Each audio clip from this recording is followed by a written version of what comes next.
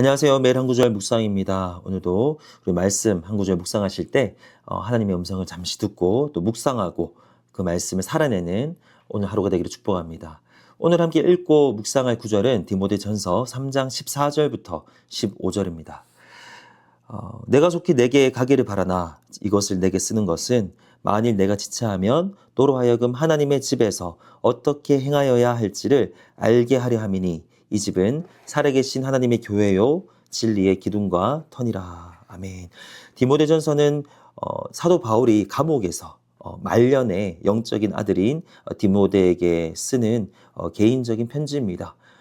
그리고 그 편지는 디모데가 교회에서 어떻게 행해야 될지를, 교회는 어떠한 곳이며 교회 성도님들을 어떻게 가르쳐야 하며 교회에서 어떻게 처신해야 될지를 가르쳐 주는 아주 유익한 서신입니다.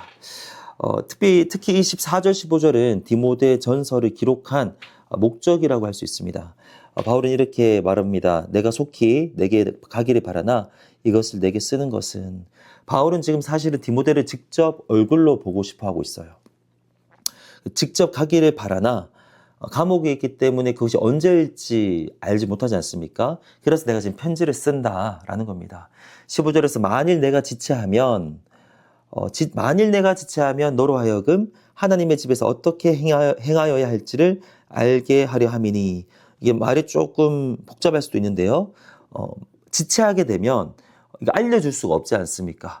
그러니까 내가 많이 지체하더라도 지금 이 편지를 통해서 너로 하여금 하나님의 집에서 어떻게 행하여야 할지를 알게 하려 한다. 그래서 이 편지를 쓰고 있다라고 이야기하고 있습니다.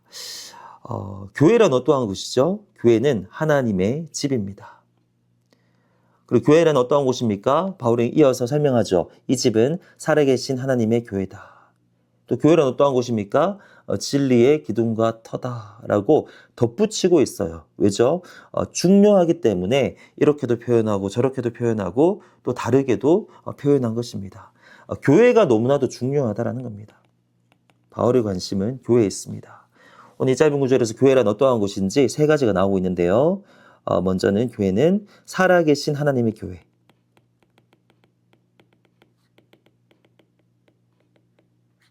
이 말은 교회의 주인이, 하나님의 교회란 말은 교회의 주인이 살아계신 하나님이다라는 거예요.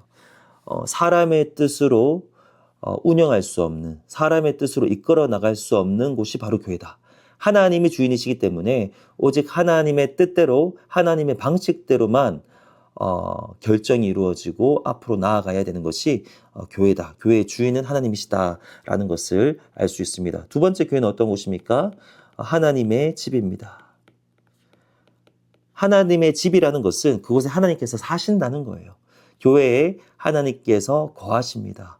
성전이다라는 말도 되고요. 또 여기 특별히 집은 household라고 영어로는 번역되어 있는데요. 하나님의 집, 가정입니다. 그 말은 하나님께서 집의 주인 되시고 또 아버지가 되시는 거죠.